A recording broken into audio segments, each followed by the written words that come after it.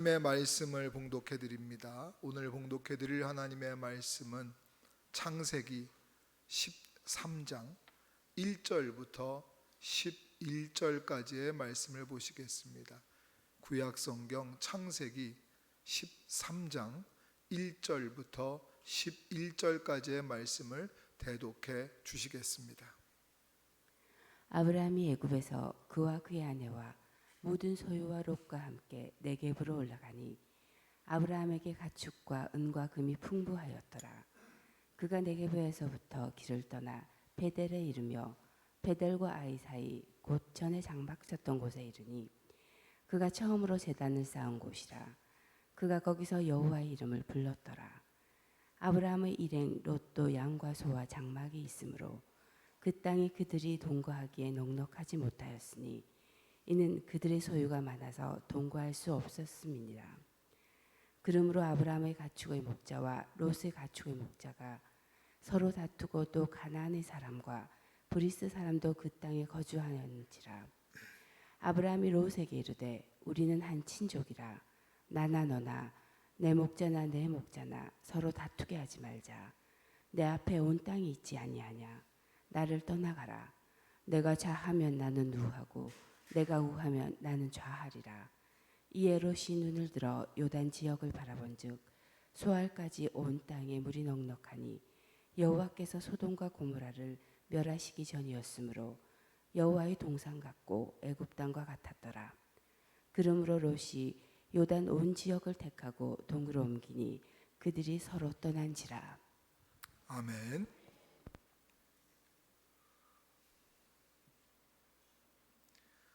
오늘 하나님께 예배하러 오신 여러분들 주님의 이름으로 환영하고, 제가 여러분들을 보고 싶고 여러분들을 뜨겁게 환영하는 것 그 이상의 마음으로 하나님께서는 여러분들을 기다리셨고 오늘 여러분들을 보니 반가워하실 겁니다.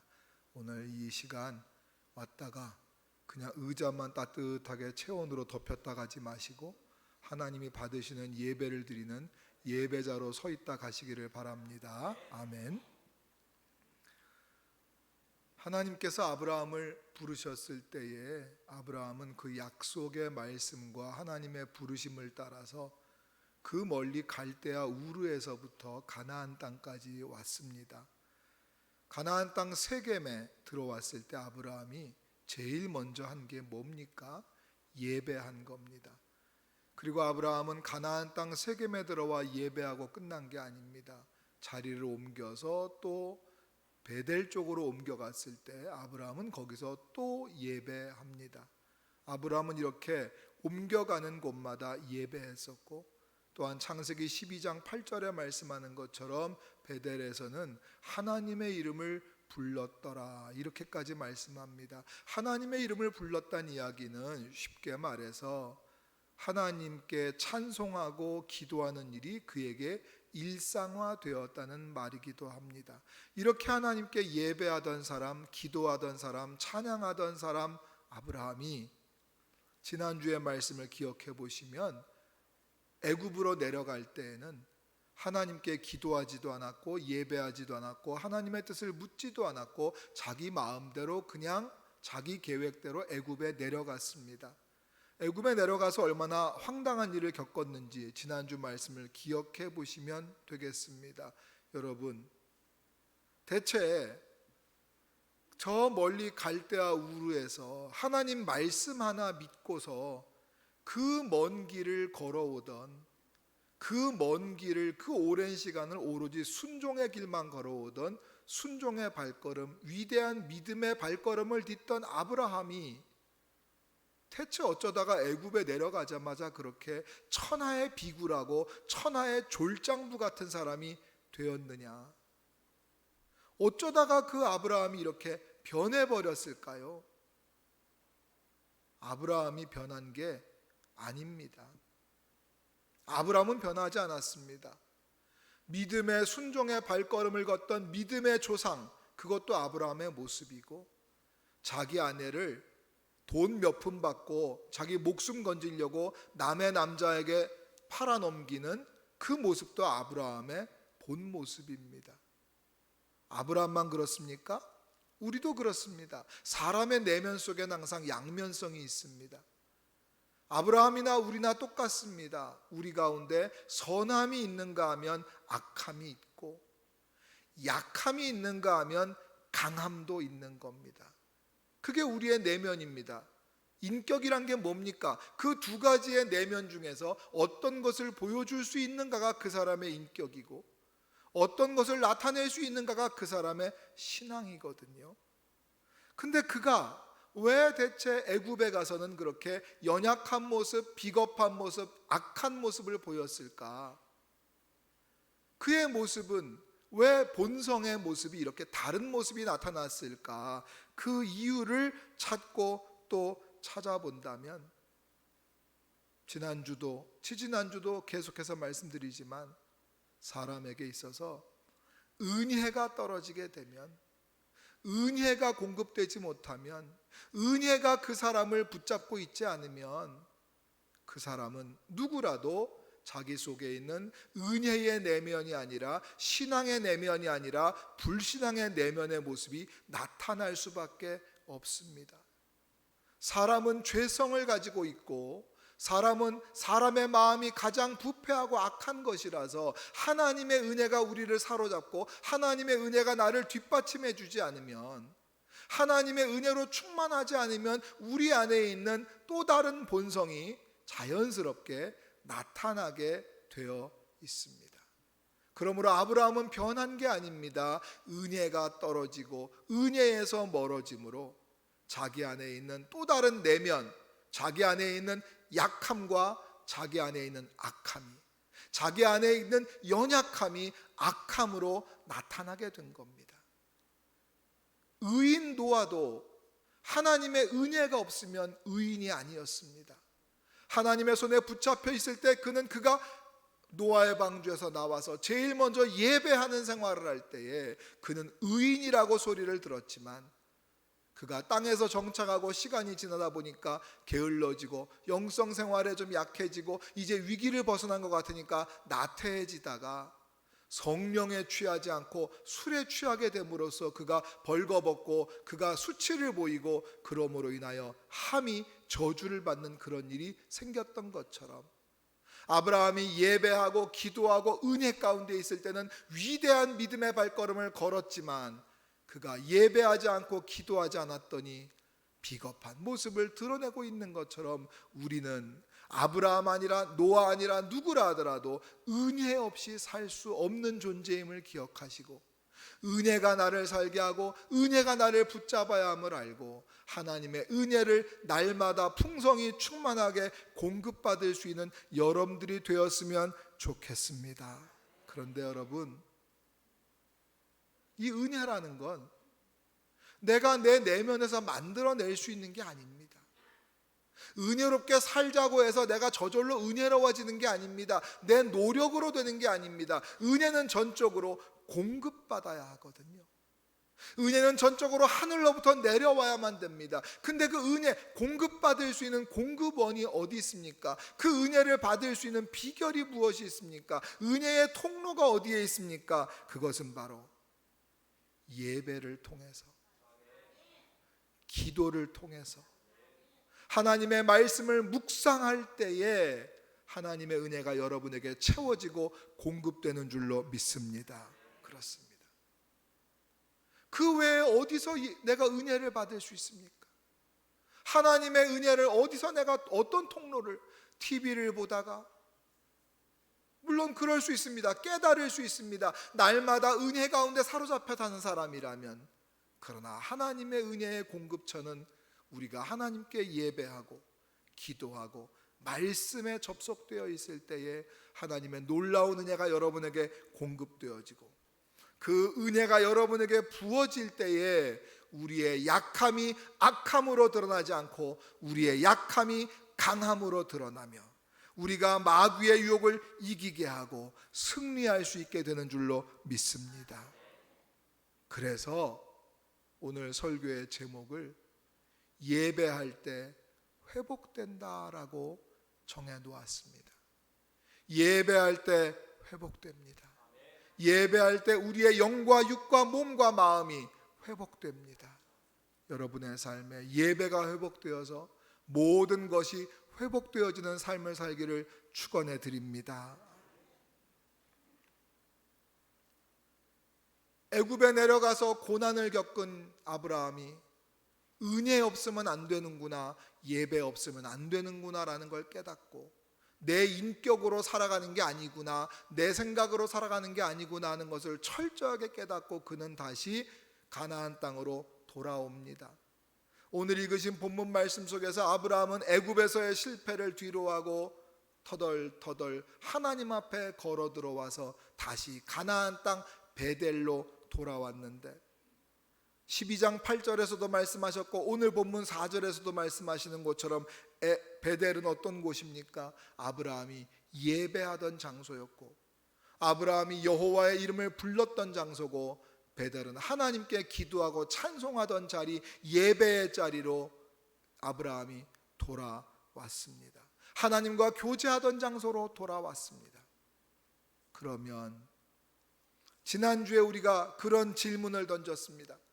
아브라함이 하나님의 약속과 말씀을 따라서 그렇게 순종했으면, 그래서 하나님의 축복의 땅, 약속의 땅에 들어왔으면 시험은 없어야 되고 뭐든지 잘 돼야 되는데 어쩐 일로 시험이, 기근이라는 시험을 당했던 것처럼 아브라함이 이제 베델로 돌아왔으면 이제 말씀의 땅, 기도의 땅, 예배의 땅으로 돌아왔으면 시험과 유혹이 없을 줄 알았더니 이게 웬일입니까? 마귀가 또 아브라함을 유혹하고 시험을 줍니다.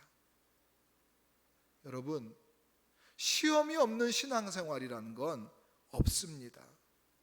마귀는 뭘 제일 싫어합니까? 우리가 예배하는 걸 제일 싫어하고 우리가 기도하는 것 싫어하고 말씀에 가까워지는 것을 마귀가 제일 싫어합니다. 그런데 아브라함이 예배를 회복하겠다고 예배의 자리로 돌아왔으니 마귀가 가장 싫어하고 비상이 걸릴 수밖에 없죠. 이 아브라함을 온전히 예배하지 못하기 위해서 시험합니다. 무엇으로 시험합니까? 오늘 본문에 이 가정에 문제가 발생합니다. 작은 균열이 발생합니다. 아브라함도 조카 롯도 굉장히 부자들입니다. 그가 거느리고 있는 종도 많고 가축들이 많습니다. 이들은 유목민들입니다. 유목민의 특징이 뭡니까? 한 곳에 머물러 오래 머물러 있기 어렵다는 겁니다. 왜? 풀밭은 목초지는 한정되어 있는데 짐승들이 너무 많으면 먹일 풀이 모자라고 마실 물이 모자랍니다. 그런데 아브라함과 롯은 삼촌과 조카 사이입니다. 아버지와 아들뻘입니다. 롯의 아버지 하란이 갈대아 우르에서 일찍 죽었기 때문에 어린 나이에 아버지를 잃은 롯을 아브라함이 삼촌이 아들처럼 데리고 다니면서 여기까지 데리고 왔습니다. 인도에 왔습니다. 아주 아름다운 삼촌과 조카의 관계입니다. 그러나 이 사이를 균열시키는 문제가 발생된 게 뭐냐 하면 아브라함의 종들과 롯의 종들끼리 자꾸 싸우는 겁니다. 두 사람은 자기들의 주인은 삼촌과 조카 사이지만 종들 입장에서는 그게 중요한 게 아닙니다. 우리 주인이 중요한 겁니다. 우리 주인이 맡긴 내 재산, 내 가축이 중요한 겁니다. 그래서 우리 가축 더 많이 먹이고 우리 가축 먼저 먹이겠다고 하다 보니까 자꾸 아브라함의 종과 롯의 종들이 자꾸 다투는 겁니다. 우리 옛말에 애들 싸움, 어른 싸움 된다고 이런 일이 한두 번이 아니고 투닥투닥 하는 일이 자꾸 보고가 올라오다 보면 어떤 마음이 들겠습니까? 조카와 삼촌 사이가 감정이 생길 수밖에 없죠. 그래서 아브라함은 결단을 합니다. 다툼이 생기고 미움이 생기면 예배에 지장을 받는다는 것, 하나님께 온전히 드리는 예배를 드릴 수 없다는 사실을 알게 된 아브라함 이후에 마태복음은 한참 나중에 쓰여졌습니다만, 아브라함이 마태복음을 읽어본 적은 없겠습니다만 구약이나 신약이나 하나님의 말씀과 하나님의 뜻은 동일하기에 아브라함은 마태복음의 이 말씀을 읽어보지 않고도 하나님의 뜻으로 벌써 알았던 겁니다. 마태복음 5장 23절과 24절에 하나님은 이렇게 말씀하십니다. 같이 읽겠습니다. 그러므로 예물을 제단에 드리려다가 거기서 내 형제에게 원망 들을 만한 일이 있는 것이 생각나거든 예물을 제단 앞에 두고 먼저 가서 형제와 화목하고 그 후에 와서 예물을 드리라. 아멘. 아브라함이 마태복음의 말씀을 읽어보지 않았지만 하나님의 뜻이 무엇인지는 충분히 아는 사람이기에 그는 말씀을 따라가기로 마음을 먹습니다. 말씀에 순종하기로 결심합니다. 그래서 통큰 결심을 합니다. 오늘 본문 9절 말씀을 보면 아브라함이 롯을 부릅니다. 그리고 롯에게 이야기합니다. 사방을 둘러보고 네가 원하는 곳을 선택해라. 네가 동쪽으로 간다. 그럼 나는 서쪽으로 가겠고, 네가 북쪽으로 간다. 난 남쪽으로 가겠다. 우리 이제 싸우고 갈라서자. 다시 보지 말자. 이게 아니죠. 우리 서로 이 종들끼리의 다툼이 생기지 않아야겠다. 내가 너에게 좋은 곳을 양보할 테니 네가 먼저 좋은 걸 선택하라고 이야기해 줍니다. 조카 롯이 눈을 들어서 요단 동편을 바라보니 소알 지역까지 땅에 물이 넉넉하고 그 지역이 어떻게 보였다고요? 여호와의 동산 같아 보이고 애굽 땅처럼 보였다. 너무 좋아 보였다는 겁니다. 그래서 삼촌에게 말합니다. 삼촌, 저는 저쪽으로 가겠습니다. 여러분, 롯의 눈에 좋아 보였다는 건 아브라함 눈에도 좋아 보였던 겁니다. 롯에게만 좋고 아브라함이 보기에는 저 땅이 쓸모없어 보였을까요? 아니요, 누가 봐도 좋은 거죠. 아브라함이 그걸 몰라서 조카에게 그래, 네가 좋은 것 가져가라고 하는 것이 아닙니다. 내가 보기에 좋은 것은 남에게도 좋아 보이고 내가 싫은 건 남에게도 싫다는 것을 아브라함은 압니다. 그래서 통 큰 결정을 하고 통 크게 조카에게 그래, 좋은 것 네가 해라 하고 양보해 주는 겁니다. 말씀을 따라서 말이죠. 조카에게 이렇게 가장 좋은 것을 통 크게 양보한 아브라함의 모습이 얼마나 어른스러운 모습입니까? 어른스럽다는 게 뭡니까? 육체적으로 나이 들었다고 해서 다 어른스러운 것이 아니죠. 하나님을 아는 지식에서 자라가고 하나님이 공급해 주시는 은혜로 살아갈 때에 그 영혼이 성숙해질 수 있고 성숙해질 때 그는 어른스러워지는 겁니다. 어른스럽다는 것은 겉사람, 육체의 나이 들매 있는 것이 아닙니다. 속사람, 그의 영혼이 성숙해지는 것에 있습니다. 그래서 지난 금요일 날 나누었던 말씀 우리 다시 한번 읽어보겠습니다. 에베소서 3장 16절 말씀은 이렇게 말씀하십니다. 같이 읽습니다. 그의 영광의 풍성함을 따라 그의 성령으로 말미암아 너희 속사람을 능력으로 강건하게 하시오며. 아멘. 풍성하신 하나님의 영광과 은혜를 따라서 우리의 속사람을 강건하게 하시는 것이 성령님의 능력이라고 말씀하고 있습니다. 우리를 성숙시키는 것, 나의 내면을 강화시키는 것, 나를 성숙하게 하고 어른스럽게 하고 강하게 만드는 것이 바로 성령님의 능력이라고 했기 때문에 우린 이 말씀을 의지하기 때문에 끊임없이 교회에서는 목사님들은 성령님의 충만하심을 받으라고 그렇게 강조하는 것이고 성령 세례 받아야 한다고 그렇게 힘주어서 외치고 있는 겁니다. 성령 세례 받을 때 성령의 능력이 임하고 성령의 충만함이 있을 때 우리의 속사람이 강건하게 되는 줄로 믿습니다. 내가 스스로 강해지는 것이 아니라 성령이 나를 강하게 만드신다고, 강하게 하신다고 말씀하셨습니다. 그런데 나를 성숙시키고 어른스럽게 만드는 것이 성령님의 속사람을 강건하게 하시는 능력이라는 것을 알았는데, 그러면 그 성령님은 어떻게 해야 내 안에 충만해지실 수 있는 거냐 말이죠. 어떻게 해야 내가 성령의 충만을 경험할 수 있어서 내가 강해지고 성숙해질 수 있을까요? 그것도 한 길밖에 없습니다. 우리가 예배할 때, 기도할 때, 말씀을 묵상할 때에 성령님의 충만하심이 이르는 줄로 믿습니다.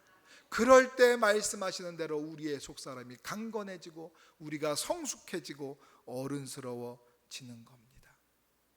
또한 하나님의 말씀이 우리를 성숙하게 어른스럽게 만듭니다. 마태복음 7장 12절 말씀도 같이 읽어보겠습니다. 그러므로 무엇이든지 남에게 대접을 받고자 하는 대로 너희도 남을 대접하라. 이것이 율법이요 선지자니라. 아멘. 아브라함은 이 말씀의 뜻대로 조카에게 좋은 것을 양보합니다. 가장 좋은 것을 먼저 대접합니다. 양보했습니다. 어른스러운 태도를 보입니다. 하나님의 말씀의 뜻을 실천하고 있는 겁니다. 얼마나 아브라함의 모습이 멋진 어른의 모습입니까? 얼마나 아브라함의 모습이 대장부 같습니까? 그의 통이 얼마나 큽니까? 근데 여러분, 지난주의 말씀을 기억하시고 12장 말씀을 기억해 보시면 아브라함이 애굽에서 이런 모습을 보였습니까? 아니지 않습니까? 대체 어떤 일이 있었길래 아브라함이 애굽에서 나왔다는 이유 하나만 가지고 이렇게 달라졌냔 말이죠. 어떻게 이렇게 다른 모습을 보여주냐 말이죠. 아브라함에게 어떤 일이 있었던 겁니까? 12장과 13장을 아무리 읽어보아도 아브라함이 이렇게 12장 전반부의 모습과 12장 후반부의 모습과 13장의 모습이 이렇게 극과 극으로 다른 모습을 이렇게 보여주고 있는 아브라함의 인품과 신앙의 모습이 어떻게 이렇게 달라질 수 있는가를 12장, 13장을 아무리 읽어봐도 저는 차이점을 하나밖에는 발견을 못하겠습니다. 12장 전반부에서는 아브라함이 예배하고 하나님의 이름을 불렀다고 나오는데 12장 후반부에서 애굽에 들어갔을 때는 하나님께 예배하고 기도하는 내용이 없고 13장으로 넘어오자마자 바로 또다시 아브라함이 예배하고 기도했다는 내용이 나오고 있습니다. 제가 아무리 읽어봐도 아브라함의 이 놀라운 변화에는 예배를 드렸다와 안 드렸다의 차이 말고는, 기도하고 살았다, 기도하지 않고 살았다는 차이 말고는 12장 13장에서 어떤 요인도 발견할 수가 없습니다. 여러분, 예배가 회복되니 영성이 회복됩니다. 하나님과 교제하니까, 하나님과의 교제가 회복되니까 하나님과의 친밀감이 높아지게 됩니다.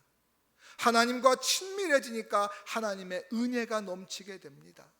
은혜가 넘치게 되니까 아브라함이 은혜의 사람으로 살아갈 수 있고 어른스럽고 성숙한 모습으로 살아갈 수 있게 되는 겁니다. 예배가 회복되니 아브라함의 영성이 회복되었습니다. 졸장부가 대장부가 되었습니다. 옹졸한 모습은 사라지고 통 크고 대범한 모습을 나타내고 삽니다. 그리고 아브라함이 예배를 회복했더니 하나님께서 아브라함에게 나타나셨습니다. 믿음의 모습으로, 성숙한 신앙인의 모습으로, 조카 롯에게 좋은 것을 통 크게 양보했던 이 아브라함에게 하나님이 나타나시더니 하나님이 아브라함에게 복을 주십니다. 롯은 자기의 선택에 자기가 책임을 져야 되겠지만 아브라함의 선택은 하나님이 책임져 주십니다. 하나님이 아브라함에게 무엇라고 약속하셨는지 오늘 본문 14절부터 17절까지 하나님이 나타나셔서 이 아브라함에게 예배를 드리는 이 아브라함에게 하신 약속의 말씀을 같이 읽어보겠습니다. 14절부터 17절까지 읽습니다. 롯이 아브라함을 떠난 후에 여호와께서 아브라함에게 이르시되 너는 눈을 들어 너 있는 곳에서 북쪽과 남쪽 그리고 동쪽과 서쪽을 바라보라. 보이는 땅을 내가 너와 네 자손에게 주리니 영원히 이르리라. 내가 네 자손이 땅에 티끌 같게 하리니 사람이 땅에 티끌을 능히 셀 수 있을진데 네 자손도 세리라. 너는 일어나 그 땅을 종과 횡으로 두루 다녀보라. 내가 그것을 내게 주리라. 아멘. 롯은 자기 눈에 보기 좋은 대로 동쪽 땅으로만 갔고 그 땅을 자기가 차지할 줄 알았지만 말씀의 사람이 되고 예배의 사람이 되고 하나님의 말씀에 순종하고 믿음이 성숙해진 아브라함은 하나님이 동서남북을 쳐다보며 횡으로 종으로 다니고 이 땅을 내가 너에게 주리라고 하나님이 통크게 약속하셨습니다. 예배가 회복될 때 하나님이 나타나고 하나님의 약속이 갱신되고 새로워지고 여러분에게 복이 되는 줄로 믿습니다. 말씀을 좀 정리해 보겠습니다. 예배가 회복되고 말씀이 회복된 아브라함은 다른 사람이 되었습니다. 은혜에 사로잡힌 아브라함은 복된 사람이 되었습니다. 예배가 회복되어 은혜가 충만한 아브라함은 그 은혜 때문에 또 예배를 또 드립니다. 18절을 보면 그가 헤브론으로 옮겨가서도 거기서 또 제단을 쌓고 또 예배하는 모습을 봅니다. 예배가 회복되니 모든 것이 회복되었습니다. 말씀을 따르니 관계가 회복됩니다. 사소한 다툼이 큰 싸움으로 번질 뻔했지만 먼저 손을 내민 아브라함 때문에 조카 롯과의 관계가 회복됩니다. 예배하니 하나님과의 관계가 회복되었습니다. 은혜가 넘치니 더 예배하게 되었습니다. 예배가 복의 통로요 은혜의 창구임을 알아야 합니다. 하나님의 이름을 부르는 일이 너무나 중요함을 알아서 우리도 찬양과 기도가 우리의 일상이 돼야 하는 줄로 믿습니다. 그럴 때 하나님이 나를 변화시키시고 나의 선택과 나의 삶을 책임져 주십니다. 여러분의 예배가 회복되기를 바랍니다. 그저 예배 횟수가 중요한 것이 아니라 예배 때마다 나의 몸을 거룩한 산제설 하나님께 드려서 하나님이 받으시는 예배자 되시기를 바랍니다. 예배가 있는 삶을 살아가시기를 바랍니다. 삶이 있는 예배를 드리시기를 바랍니다. 하나님은 그런 자들을, 그렇게 예배하는 자들을 찾으신다고 하셨습니다. 마지막으로 요한복음 4장 23절과 24절 말씀을 읽고 오늘 말씀을 마치겠습니다. 같이 읽습니다. 아버지께 참되게 예배하는 자들은 영과 진리로 예배할 때가 오나니 곧 이때라. 아버지께서는 자기에게 이렇게 예배하는 자들을 찾으시느니라.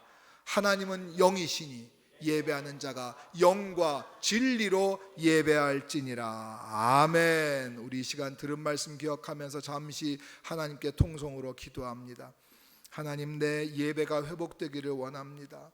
예배 드리기 싫은 마음이 있습니다. 믿음으로 이 마음을 물리치고 하나님께 예배하는 것이 즐거워지게 은혜 가운데 살게 하여 주시옵소서. 하나님, 예배의 자리에 나아가고 말씀의 자리, 기도의 자리에 나아가는 우리가 되게 하셔서 하나님과의 관계가 회복되고 내 모든 삶의 것들이 회복되는 역사가 나타나게 하시옵소서. 오늘 들은 말씀처럼 예배가 회복되고 모든 것이 회복되는 삶을 살게 하시옵소서. 주님께 기도하고 나아가겠습니다.